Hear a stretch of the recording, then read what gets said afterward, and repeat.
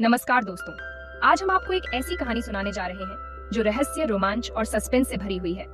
कहानी की शुरुआत होती है एक बेहद खूबसूरत शहर से जिसका नाम है विजयपुर। इस शहर की खासियत यह थी कि यहाँ के लोग एक तयशुदा दिनचर्या में जीते थे। सुबह सुबह सभी पति अपने घरों से तैयार होकर ऑफिस निकल जाते थे, जबकि उनकी पत्नियां घर के सारे काम संभालती थी और फिर शाम को अपने पतियों की वापसी का इंतजार करती थी। यहाँ की जिंदगी एकदम अनुशासित और परफेक्ट लगती थी, लेकिन इस खूबसूरत दुनिया के पीछे एक बड़ा राज छुपा था। अब कहानी में एंट्री होती है फ्रैंक नाम के एक आदमी की, जिसने विजयपुर शहर की स्थापना की थी। एक दिन पूरे शहर के लोग एक बड़े समारोह में फ्रैंक का भाषण सुन रहे होते हैं।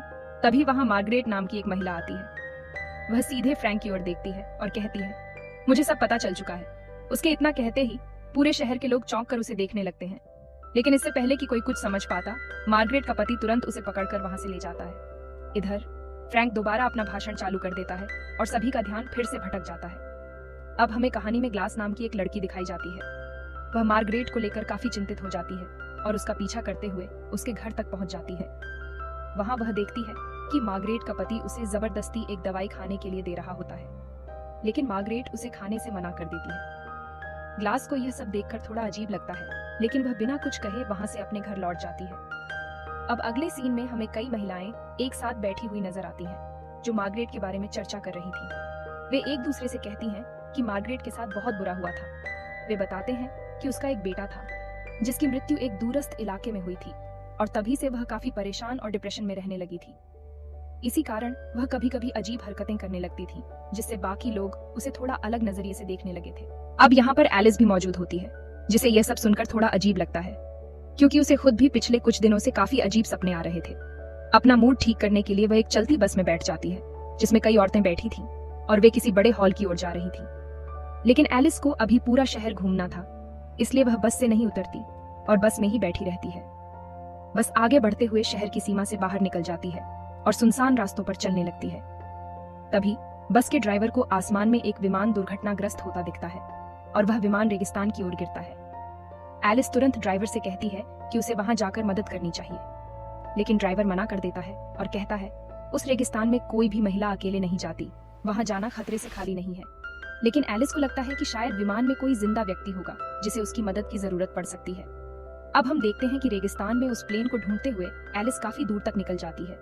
रास्ते में उसे एक विशालकाय इमारत दिखाई देती है, जो इस शहर का मुख्य कार्यालय था, जहाँ पर शहर के सभी पुरुष काम करने के लिए जाया करते थे। यह देखकर एलिस के दिमाग में आता है कि पहले उसे इस जगह को अच्छी तरह से देख लेना चाहिए। इसलिए वह उस इमारत के अंदर जाने की कोशिश करती है, लेकिन जैसे ही वह बिल्डिंग के दरवाजे को छूती है, उसे एक तेज करंट का झटका लगता है और वह वहीं गिरकर बेहोश हो जाती है। जब सुबह उसकी आंख खुलती है तो वह अपने घर में पड़ी होती है। यह देखकर वह पूरी तरह से घबरा जाती है। तभी उसका पति जैक उसके पास आता है, जिसे देखकर उसे थोड़ी राहत महसूस होती है। अगले दिन जब एलिस अपनी बालकनी से बाहर देखती है तो उसे मार्गरेट अजीब तरीके से खड़ी नजर आती है। ऐसा लग रहा था मानो वह कुछ गलत कदम उठाने वाली है।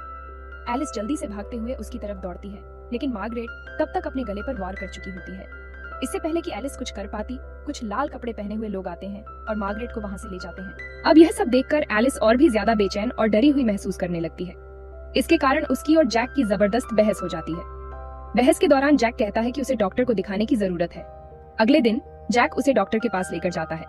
डॉक्टर उसका पूरी तरह से चेकअप करता है और कुछ दवाइयां लिख कर देता है। इसी दौरान एलिस की नजर डॉक्टर के बैग पर पड़ती है, जहां उसे मार्गरेट की एक फाइल दिखाई देती है। वह चुपके से वह फाइल निकाल लेती है और जब डॉक्टर वहां से चला जाता है तो वह ध्यान से फाइल पढ़ने लगती है। जैसे जैसे एलिस फाइल में लिखी बातें पढ़ती है, उसकी आंखें फटी की फटी रह जाती हैं। उसमें लिखी बातें इतनी रहस्यमयी और चौंकाने वाली होती हैं कि वह पूरी तरह से घबरा जाती है, लेकिन वह खुद को संभालने की कोशिश करती है और इस रहस्य को और गहराई से समझने का फैसला करती है। रात होने के बाद जब जैक घर लौटता है तो वह एलिस को एक पार्टी में चलने के लिए इनवाइट करता है। एलिस जैक की बात मान लेती है और पार्टी के लिए तैयार हो जाती है। ये पार्टी पूरे शहर के लिए आयोजित की गई थी, जिसमें शहर के सभी लोग मौजूद थे। वहां पर फ्रैंक भी था, जो जैक को स्टेज पर बुलाता है और उसे डांस करने के लिए कहता है। लेकिन जैक का डांस बहुत ही अजीब था, जिसे देखकर एलिस को बहुत बुरा लगता है। वह फौरन पार्टी से बाहर चली जाती है और रोने लगती है। अगले दिन सुबह जैक एलिस से कहता है, आज शाम को क्यों ना हम सभी लोगों को अपने घर पर एक छोटी सी पार्टी के लिए बुलाएं। एलिस भी सामान्य तरीके से जवाब देती है, हाँ क्यों नहीं। शाम को सभी लोग उनके घर पहुंच जाते हैं, जिसमें फ्रैंक भी शामिल होता है। डिनर टेबल पर बैठने के बाद एलिस अचानक बातचीत छेड़ती है, क्या तुम सबको यह अजीब नहीं लगता कि हम सभी एक ही उम्र के हैं और अचानक इस शहर में आ गए। हमें अपनी पिछली जिंदगी के बारे में कुछ भी याद क्यों नहीं। एलिस की इस बात से पूरा माहौल गंभीर हो जाता है, लेकिन कोई भी इस विषय पर ज्यादा बात नहीं करता। सब लोग पार्टी खत्म होते ही वहां से चले जाते हैं। जब सभी चले जाते हैं तो जैक और एलिस के बीच झगड़ा होने लगता है। लेकिन कुछ देर बाद एलिस जैक से माफी मांगती है और कहती है कृपया हम यहाँ से दूर कहीं और चले चलते हैं। जैक भी एलिस की बात मान जाता है। वह एलिस से माफी मांगता है और उसे गले लगाता है। लेकिन तभी अचानक लाल कपड़े पहने हुए लोग घर में आ जाते हैं। वे एलिस को जबरदस्ती पकड़ कर ले जाते हैं। इसके बाद हमें एक रहस्यमयी लैब दिखाई जाती है जहां एलिस को ले जाया जाता है और उस पर शॉक थेरेपी दी जाती है। अब हमें एलिस की पुरानी जिंदगी की झलक दिखाई जाती है। हम देखते हैं कि एलिस असल में एक साधारण महिला थी जो दिन रात नौकरी करती थी। उसका पति जैक बेरोजगार था और घर पर बैठा रहता था। एलिस बहुत व्यस्त रहने लगी थी और इसी वजह से वह और जैक एक दूसरे से दूर हो गए थे। धीरे धीरे उनके रिश्ते में दरारें आनी शुरू हो गईं और जैक को लगने लगा कि उनकी शादी अब टूटने वाली है। एक रात जैक अपने कंप्यूटर पर बैठे कुछ सीक्रेट फाइल्स देख रहा था। तभी उसे अपने पुराने दोस्त फ्रैंक के बारे में कुछ चौंकाने वाली बातें पता चलती हैं। ये जानने के बाद वह अपनी पत्नी एलिस को साथ लेता है और दोनों फ्रैंक से मिलने के लिए निकल जाते हैं। जब वे फ्रैंक के पास पहुंचते हैं तो वह उन्हें एक खास प्रक्रिया में डाल देता है। इसके बाद कहानी कुछ समय आगे बढ़ती है और हमें दिखाया जाता है कि एलिस अब एक रहस्यमयी शहर में रह रही है जिसका नाम विक्ट्री टाउन है। यहाँ सभी को बताया जाता है कि एलिस कुछ समय के लिए बीमार हो गई थी, लेकिन अब वह पूरी तरह से ठीक होकर वापस लौट आई है। इस खबर से पूरे शहर के लोग बहुत खुश होते हैं और उसका स्वागत बड़े धूमधाम से करते हैं। जब सभी लोग उसके घर पर इकट्ठा होते हैं तभी जैक एक गाना प्ले करता है। उस गाने को सुनते ही एलिस की पुरानी यादें वापस आने लगती हैं। धीरे धीरे उसे अपनी असली जिंदगी की झलकियां दिखने लगती हैं। अचानक वह भावुक हो जाती है और रोते हुए जैक को गले लगाकर बोलती है, मुझे सब याद आ गया। तुमने मुझे यह कहाँ लाकर फंसा दिया? जैक शांत स्वर में जवाब देता है, तुम्हारे लिए यही सबसे अच्छा था। मैं हर दिन इस सिमुलेशन से बाहर जाकर असली दुनिया में काम करता हूँ, पैसे कमाता हूँ ताकि तुम्हें इस दुनिया में एक बेहतर जीवन दे सकूं। लेकिन एलिस इस पर गुस्सा हो जाती है और चिल्लाकर कहती है, ये जीवन तुमने खुद के लिए चुना है, लेकिन मुझे बिना बताए जबरदस्ती इस दुनिया में धकेल दिया। ये जिंदगी मुझे बिल्कुल पसंद नहीं। इस बहस के बाद जैक और एलिस के बीच एक जबरदस्त लड़ाई शुरू हो जाती है। झगड़ा इतना बढ़ जाता है कि गुस्से में एलिस जैक को मार देती है। इसके बाद वह अपने हाथों में खून लिए घर से बाहर निकलती है।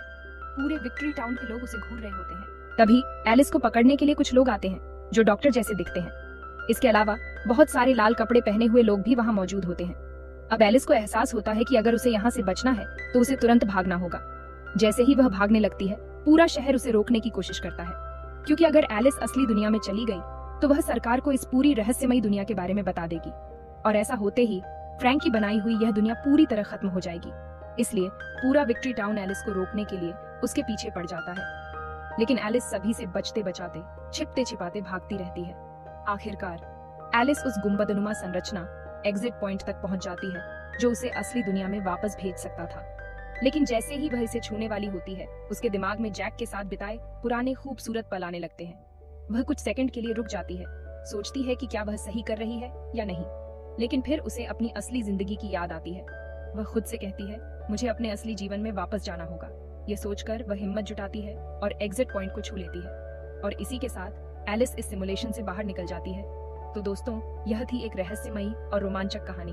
अगर आप जानना चाहते हैं कि इसके आगे क्या हुआ तो हमारे चैनल को सब्सक्राइब करना ना भूलें।